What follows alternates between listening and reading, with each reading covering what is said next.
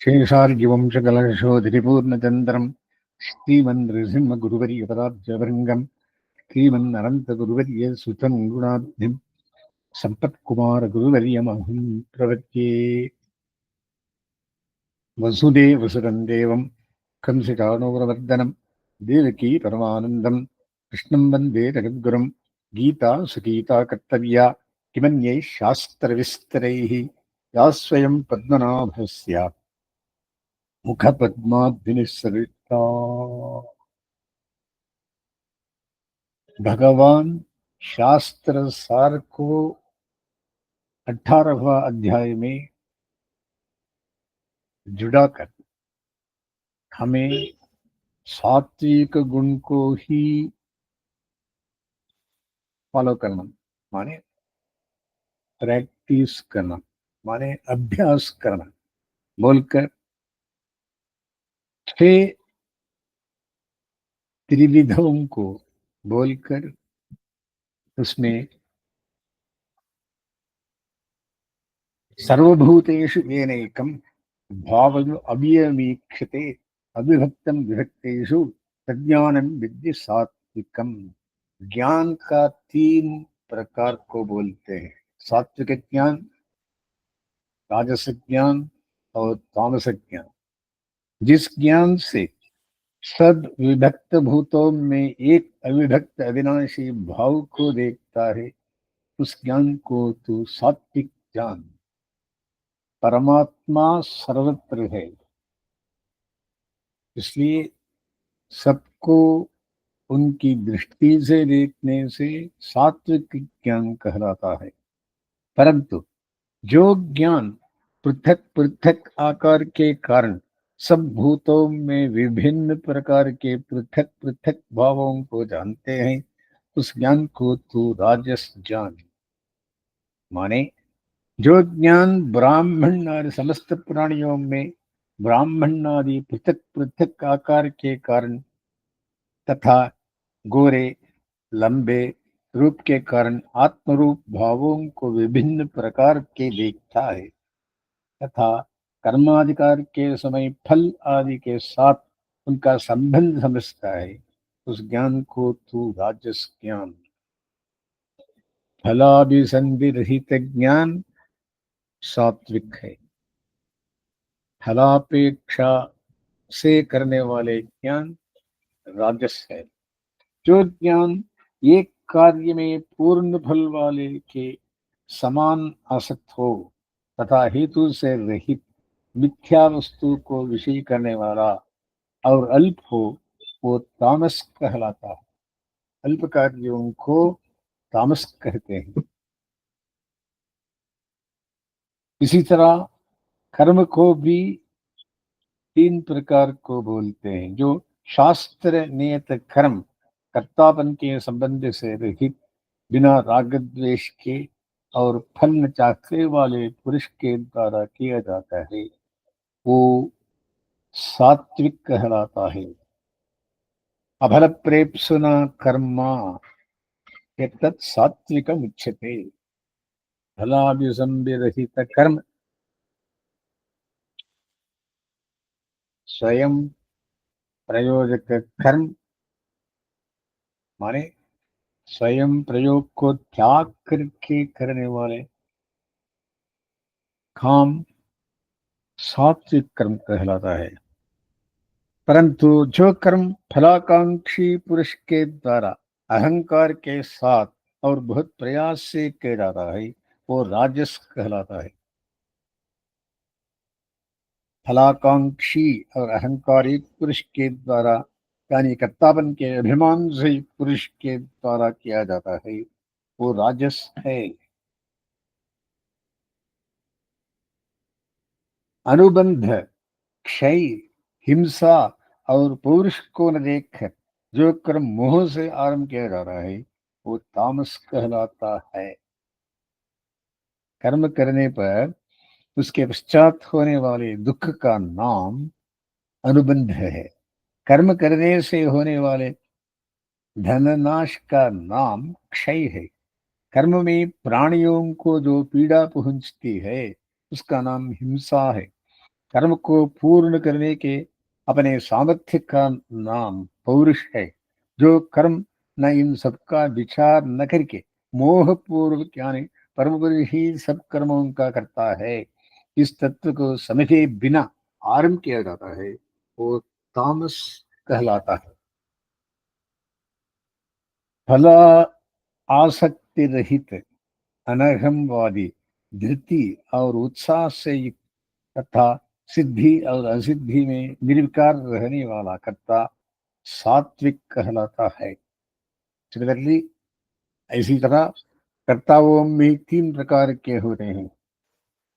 जो कर्ता इन दोनों गुणों से भी युक्त है, एवं युद्धादि कर्म में और उसके सहायक रूप द्रव्योपार्जनादि कर्मों में होने वाली सिद्धि असिद्धियों में जिसका चित्त विकृत नहीं होता, ऐसा निर्विकार कर्ता सात्विक कहलाता है। रागी, कर्म फल प्रेप्सु, कर्म फल चाखने वाला, लोभी, हिंसात्मक, अपवित्र और हरिशोक से युक्त करता राजस कहलाता है। अयुक्त, विद्या रहित, स्तब्ध, शठ, पंचक, आलसी, विषादी और दीर्घसूत्री करता तामस कहलाता है। माने जो अयुक्त, शास्त्रीय कर्म के अयोग्य और पाप कर्मों में नियुक्त है, प्राकृत है, जिसने विद्या प्राप्त नहीं की है, जो स्तब्ध कर्म का आरंभ न करने के स्वभाव वाला है, शठ मारण मुच्चाटन कर्मों में रुचि वाला है, नैष्कृतिक धोखा देने या ठगने में लगा है, आलसी, आरंभ किए हुए कर्म में भी इसकी प्रवृत्ति बहुत थोड़ी है, विषादी, अत्यधिक शोक में डूबा रहता है, और दीर्घ सूत्री, अभिचार आदि कर्म करके दूसरों के लिए दीर्घ काल तक रहने वाला अनर्थ का विचार करने वाला है। जो ऐसा करता है वो तामस कहा गया है। इस प्रकार कर्तव्य कर्म विषय के ज्ञान, कर्तव्य कर्म और उसका करने वाला, इन तीन के गुणों के कारण होने वाले तीन तीन भेद बतलाए गए। अब संपूर्ण तत्व और समस्त पुरुषार्थ की निश्चय रूपा जो बुद्धि है, उसके और धृति के गुणों के कारण होने वाले तीन भेद बतलाते हैं। धनंजया, बुद्धि और धृति के भेद भी जो गुण भेद से तीन प्रकार के हैं, मेरे द्वारा पृथक पृथक कहे हुए तू सुन। विवेक पूर्वक होने वाले निश्चय रूप ज्ञान का नाम बुद्धि है। आरंभ की हुई क्रिया में विघ्न उपस्थित होने पर उसे सहन कर लेने की शक्ति का नाम धृति है। इन दोनों के सत्वार गुणों से होने वाले तीन तीन भेद मेरे द्वारा पृथक पृथक कहे हुए ठीक ठीक सुन। प्रवृत्ति और निवृत्ति, कार्य और अकार्य, भय और अभय तथा बंध और मोक्ष, इन सबको जो बुद्धि जानती है पार्था, वो बुद्धि सात्विकी है। लौकिक उन्नति के साधन रूप धर्म का नाम प्रवृत्ति है, और मोक्ष के साधन रूप धर्म का नाम निवृत्ति है। इन दोनों को जो बुद्धि ठीक ठीक समझती है, तथा जो कर्तव्य अकर्तव्य को यानी प्रवृत्ति और निवृत्ति इन दोनों धर्मों से किसी एक में स्थित हुए सब वर्ण वालों का देश, काल और अवस्था विशेष की अपेक्षा से ये कर्तव्य है और ये अकर्तव्य है, इस बात को समझती है। एवं भय और अभय को यानी शास्त्र विरुद्ध आचरण भय का स्थान है और शास्त्रानुकूल आचरण अभय का स्थान है, इस बात को, और बंध मोक्ष को यानी संसार के यथार्थ स्वरूप को और उससे छूटने के यथार्थ उपाय को भी जो ठीक ठीक जानती है, वो बुद्धि सात्विकी है। जिस बुद्धि से मनुष्य धर्म और अधर्म को तथा कार्य और अकार्य को यथार्थ नहीं जानता है, वो बुद्धि राजसी है। अंधकार से ढकी हुई जो बुद्धि अधर्म को धर्म ऐसे मानती है तथा सब बातों को विपरीत मानती है, वो बुद्धि तामसी है। तामसी बुद्धि तो तमोगुण अंधकार से आवृत होने के कारण सब बातों को विपरीत ही मानती है, यानी अधर्म को धर्म और धर्म को अधर्म, अच्छी वस्तु को बुरी और बुरी वस्तु को अच्छी, परम तत्व को तुच्छ और तुच्छ को परव्रत, इस प्रकार सब कुछ विपरीत मानती है। जिस अव्यभिचारिणी धृति से पुरुष योग के उद्देश्य से मन, प्राण तथा इंद्रियों की क्रियाओं को धारण करता है, पार्थ वो धृति सात्विकी है।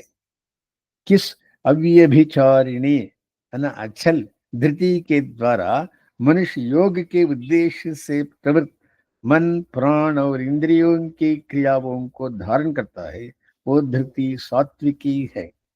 मोक्ष के साधन रूप भगवत उपासना का नाम योग है।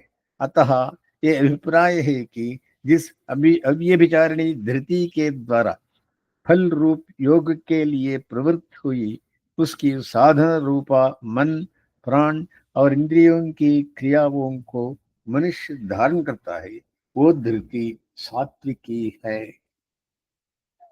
अर्जुन, फलाकांक्षा पुरुष जिस धृति से अत्यंत आसक्ति पूर्वक धर्म, काम और अर्थ को धारण करता है, पार्थ वो धृति राजसी है। जिस धृति से दुर्बुद्धि मनुष्य स्वप्न, भय, शोक, विषाद और मद को नहीं स्वागता, नहीं त्यागता, पार्थ वो धृति तामसी है।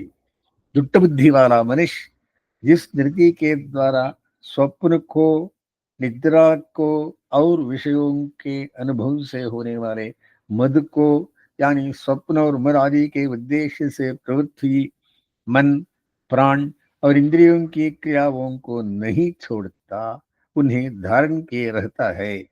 भय, शोक और विषाद शब्द यहाँ भय, शोक आदि के देने वाले विषयों के वाचक है। अतः भाव ये है कि जिस स्थिति के द्वारा मनुष्य भय आदि की साधन रूपा मन, प्राण आदि की क्रियाओं को भी धारण किए रहता है, वो धृति तामसी है। भरतश्रेष्ठा, अब तीन प्रकार का सुख भी तू मुझसे जान, जिसमें मनुष्य अभ्यास से रमता है और दुख के अंत को प्राप्त होता है सब सांसारिक दुखों के अभाव का अनुभव करता है, उसी को विस्तार से कहते हैं। वो जो पहले तो विष के समान और परिणाम में अमृत तुल्य होता है और आत्मबुद्धि के प्रसाद से उत्पन्न होता है, वो सुख सात्विक कहा गया है।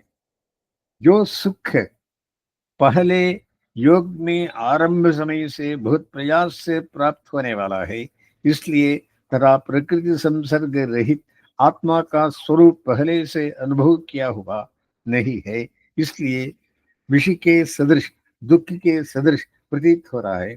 किंतु परिणाम में परिपक्व अवस्था में जब अभ्यास के बल से प्रकृति संसर्ग रहित आत्मस्वरूप प्रकट हो जाता है, तब अमृत के तुल्य हो जाता है।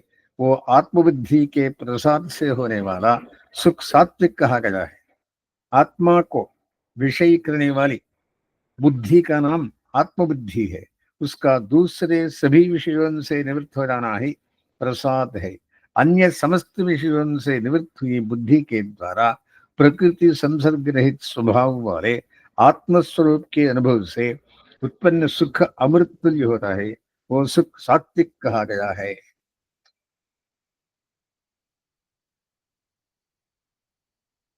इंद्रियों और विषयों के संयोग से उत्पन्न हुआ सुख, जो कि पहले अमृत तुल्य और परिणाम में विष के सदृश होता है, वो राजस कहलाता है।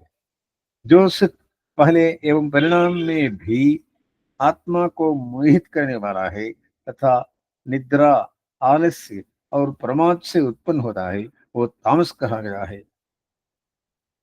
निद्रा मोह का कारण है, ये तो स्पष्ट ही है। इंद्रिय व्यापार की मंदता का नाम आलस्य है। इंद्रिय व्यापार की मंदता से ज्ञान की मंदता ही हो जाती है। कर्तव्य में असावधानी का नाम प्रमाद है, उसमें भी ज्ञान की मंदता होती है। इसलिए आलस्य और प्रमाद ये दोनों भी मोह के कारण है। अतः निद्रा, आलस्य और प्रमदाजनित सुख को तामस कहा गया है। इस कारण कहने का अभिप्राय ये है कि मुमुक्षु पुरुषों के लिए रज और तम को दबाकर सत्वगुण का संग्रह करना उचित है। अंतिम में पृथ्वी के या द्युलोक के भीतर देवताओं में ऐसा कोई प्राणी नहीं है जो प्रकृति से उत्पन्न इन तीनों गुणों से छूटा हुआ हो। पृथ्वी लोक के अंदर मनुष्य आदि में अथवा देवलोक के अंदर देवताओं में ब्रह्म से लेकर स्थावर पर्यंत प्रकृति संसर्ग से युक्त प्राणियों में ऐसा कोई भी प्राणी नहीं है जो प्रकृति के तीनों गुणों से छूट हुआ हो। इसलिए ये सात त्रिविधाओं को जानकर सत्व को ही अपना करना चाहिए और राजस और तामस को दबाना चाहिए। ऐसी मानकर सत्वोपादेयता को बताकर भगवान दो विषयों को इन 40 श्लोक में पहला भाग में कहा है। अस्मद्गुरुसमारम्भां यतिशीघ्रमध्यमां लक्ष्मीवल्लभपर्यन्तां वन्दे गुरुपरम्पराम्।